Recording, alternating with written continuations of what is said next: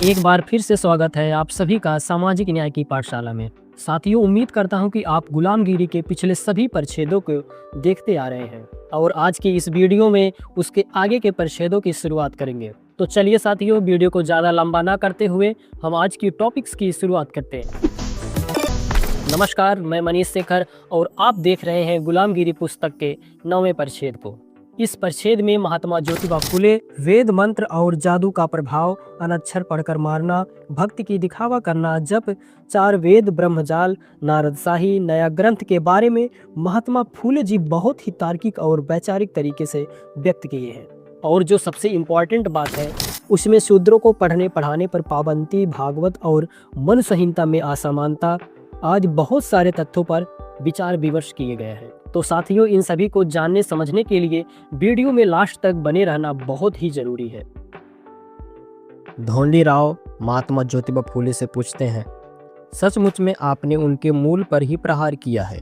आपके कहने के अनुसार परशुराम मर गया और क्षेत्रपतियों के मन पर ब्राह्मणों के मंत्रों का प्रभाव कैसे पड़ा? कृपया आप इस बात को हमें जरा समझाइए। महात्मा ज्योतिबा राव फुले बताते हैं, क्योंकि उस समय ब्राह्मण लोग युद्ध में हर एक शस्त्र पर मंत्र विधि करके उन शस्त्रों में प्रहार की क्षमता लाए बगैर उनका प्रयोग सत्य पर करते नहीं थे। उन्होंने इस तरह से जब कई दांव पेच लड़ा कर बाणासुर की प्रजा और उसके राजकुल को धूल में मिला दिया, उस समय बड़ी आसानी से सभी भोले भाले क्षेत्रपतियों के दिलो दिमाग पर ब्राह्मणों की विद्या का डर फैल गया। इसका प्रमाण इस तरह से दिया जा सकता है कि भृगु नाम के ऋषि ने जब विष्णु की छाती पर लात मारी, तब विष्णु ने उनके मतानुसार आज नारायण ऋषि के पांव को तकलीफ हो गई होगी, यह समझकर उसने ऋषि के पांव की मालिश करना शुरू किया। अब इसका सीधा सा अर्थ स्वार्थ से जुड़ा हुआ है। वह यह है कि जब साक्षात आज नारायण ही, जो स्वयं विष्णु हैं, ब्राह्मण की लात को बर्दाश्त करके उसके पांव की मालिश की अर्थात सेवा की, तब हम जो शूद्र लोग हैं उनके कहने के अनुसार शूद्र प्राणी यदि ब्राह्मण अपने हाथों से या लातों से मार पीट कर हमारी जान भी ले ले, तब भी हमें विरोध नहीं करना चाहिए। धोंडी राव जी महात्मा ज्योतिबा फुले से फिर पूछते हैं और कहते हैं कि फिर आज जिन नीच जाति के लोगों के पास जो कुछ जादू मंत्र विद्या है, उसको उन्होंने कहाँ से सीख लिया होगा? महात्मा ज्योतिबा राव फुले तब बताते हैं, आजकल के लोगों के पास जो कुछ अनक्षर पढ़ने की मोहिनी देने की बंगाली जादू मंत्र विद्या है, उसको उन्होंने केवल वेदों के जादू मंत्र विद्या से नहीं होगा।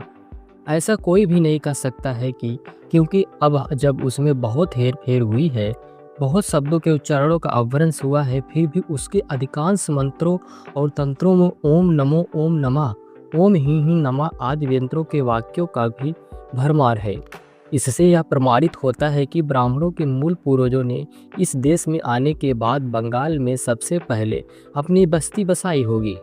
उसके बाद उनकी जादू मंत्र विद्या वहां से चारों ओर फैली होगी, इसलिए इस विद्या का नाम बंगाली विद्या पड़ा होगा। इतना ही नहीं, बल्कि आर्यों के पूर्वज आज के अनपढ़ लोगों की तरह अलौकिक चमत्कार शक्ति का दोहरा प्रदर्शन करने वाले लोगों को ब्राह्मण कहा जाता था। ब्राह्मण पुरोहित लोग सोम रस नाम की शराब पीते थे और उस शराब के नशे में बड़बड़ाते थे और कहते थे कि हम लोगों के साथ ईश्वर परमात्मा देव बात करता है। उनके इस तरह के कहने पर अनाड़ी लोगों का विश्वास जम जाता था, उनके प्रति श्रद्धा उत्पन्न होती थी, थोड़ा डर भी उत्पन्न होता था। इस तरह से वे इन अनाड़ी लोगों को डरा धमकाकर उनको लूटते थे। इस तरह की बातें उनके ही वेद शास्त्रों से सिद्ध होती है। उसी अपराधी विद्या के आधार पर इस प्रगतिशील आधुनिक युग में आज के ब्राह्मण पंडित पुरोहित अपना और अपने परिवार का पेट पालने के लिए जप, अनुष्ठान, जादू मंत्र विद्या के द्वारा अनाड़ी माली कुंबियों को जादू का धागा बांधकर उनको लूटते हैं। फिर भी उन अनाड़ी अभागी लोगों को उन पाखंड रोत मदारियों की ब्राह्मण पंडित पुरोहितों की जालसाजी पहचानने के लिए समय भी कहाँ मिल रहा है, क्योंकि ये अनाड़ी लोग दिन भर अपने खेत में काम में जुटे रहते हैं और अपने बाल बच्चों का पेट पालते हुए सरकार को लगान देते देते उनकी नाक में दम चढ़ जाता है। धोंडी राव जी महात्मा ज्योतिबा फुले से फिर पूछते हैं और कहते हैं कि मतलब जो ब्राह्मण या सेखी बघाड़ते हैं कि मुंह से 4 वेद निकले हैं, वेद स्वयंभू हैं, उनके कहने में और आपके कहने में कोई तालमेल नहीं है। महात्मा ज्योतिबा राव फूले तब बताते हैं, तात इन ब्राह्मणों का यह मत पूरी तरह से मिथ्या है, क्योंकि यदि उनका कहना सही मान लिया जाए तब ब्रह्मा के मरने के बाद ब्राह्मणों के कई ब्रह्म ऋषियों या देव ऋषियों द्वारा रचे गए सूक्त ब्रह्मा के मुंह से स्वयंभू निकले हुए वेदों में क्यों मिलते हैं। उसी प्रकार 4 वेदों की रचना एक ही कर्ता द्वारा एक ही समय में हुई है। यह बात भी सिद्ध हो नहीं होती। इस बात का मत कई यूरोपियन परोपकारी ग्रंथकारों ने सिद्ध करके दिखाया है। धोंडीराव जी महात्मा ज्योतिबा फूले से फिर पूछते हैं, तात फिर ब्राह्मण पंडितों ने यह ब्रह्म घोटाला कब किया है। महात्मा ज्योतिबा राव फूले तब बताते हैं, ब्रह्मा के मरने के बाद कई ब्रह्म ऋषियों ने ब्रह्मा के लेख को 3 हिस्सों में विभाजित किया। मतलब उन्होंने उसके 3 वेद बनाए। फिर उन्होंने उन 3 वेदों में भी कई प्रकार के हेरा फेरी की। उनको पहले की जो कुछ गलत सलत व्यर्थ की बातें मालूम थी, उन पर उन्होंने उसी रंग ढंग की कविताएं रच दी। उनका एक नया चौथा वेद बनाया। इसी काल में परशुराम ने बाणासुर की प्रजा को बेरहमी से धूल खिलाई थी। इसीलिए स्वाभाविक रूप से ब्राह्मण पुरोहितों के वेद मंत्री जादू का प्रभाव अन्य सभी क्षेत्रपतियों के दिलो दिमाग पर पड़ा। यही मौका देखकर नारद, जो हिजड़ों की तरह औरतों में ही अक्सर बैठता उठता था, उसने रामचंद्र और रावण, कृष्ण और कंस तथा कौरव और पांडव आज सभी भोले भाले क्षेत्रपतियों के घर में रात और दिन चक्कर लगाना शुरू कर दिया था।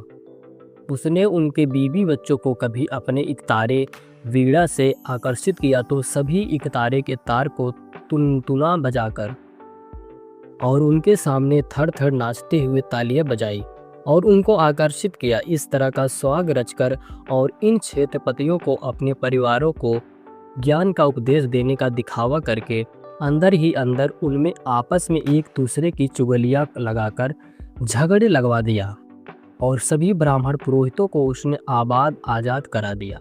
इसका परिणाम यह हुआ कि ब्राह्मण ग्रंथकारों ने उस काल में सभी लोगों की नज़रों में धूल झोंककर वेद मंत्रों के जादू और उससे संबंधित सारी व्यर्थ की बातों का मिलाप करवाकर कई स्मृतियाँ, संहिताएं, धर्मशास्त्र, पुराण आदि बड़े बड़े ग्रंथों में उन्होंने अपने घरों की 4 दीवारों के अंदर बैठकर के ही लिख डाला और उन ग्रंथों में उन्होंने शूद्रों पर ब्राह्मण लोगों के स्वामित्व का समर्थन किया। उन्होंने इन ग्रंथों में हमारे खानदानी सिपाहगिरी के रास्ते में कटीला खंभा गाड़ दिया और अपनी नकली धार्मिकता का लेप लगा दिया। फिर उन्होंने यह सारा ब्रह्मछल बाद में फिर कभी सूत्रों को ध्यान में भी ना आए, इस डर के उन ग्रंथों के मनचाहे परिवर्तन करने की सुविधा हो, इसलिए शूद्रों को ज्ञान ध्यान से पूरी तरह दूर रखा। पाताल में दफनाए गए शूद्रादि लोगों में भी किसी को भी पढ़ना लिखना नहीं सिखाना चाहिए। इस तरह का विधान मन संहिता जैसे ग्रंथों में बहुत ही सूझबूझ और प्रभावी ढंग से लिख कर रखा है। धोंडीराव जी फिर पूछते हैं, तात क्या भागवत भी उसी समय में लिखा गया होगा। महात्मा ज्योतिबा राव फूले फिर बताते हैं, यदि भागवत उसी समय लिखा गया होता तो सबके पीछे हुए अर्जुन के जन्मेजय नाम के पड़पोते की हकीकत उसमें कभी ना आई होती। धोंडीराव जी फिर पूछते हैं, तात आपका कहना सही है, क्योंकि उसी भागवत में कई पुरातन कल्पित व्यर्थ की पुराण कथाएं ऐसी मिलती हैं कि उससे इस नीति हजारों गुना अच्छी हैं। यह मानना पड़ेगा, इस नीति में बच्चों के दिलो दिमाग को भ्रष्ट करने वाली एक भी बात नहीं मिलेगी। ज्योतिराव फूले फिर बताते हैं, उसी तरह मनुष्य संहिता में भी भागवत के बाद लिखी गई होगी, यह सिद्ध किया जा सकता है। धोंडीराव फिर बताते हैं, तात इसका मतलब यह कैसे होगा कि मनुष्य संहिता भागवत के बाद लिखी गई होगी। महात्मा ज्योतिबा राव फूले तब बताते हैं, क्योंकि भागवत के वशिष्ठ ने इस तरह की शपथ ली कि मैंने हत्या नहीं की है। सुदामन राजा के सामने लेने की शपथ मनु ने अपने ग्रंथ के 8वें अध्याय के 110वें श्लोक में कैसे ली है, उसी प्रकार विश्वामित्र ने आपातकाल में कुत्ते का मांस खाने के संबंध में जो कहा है, उसी ग्रंथ के 10वें अध्याय के 108वें श्लोक में क्यों लिखा है। इसके अलावा भी मनु संहिता में कई असंगत बातें लिखी गई है। तो साथियों, आज की वीडियो में बस इतना ही।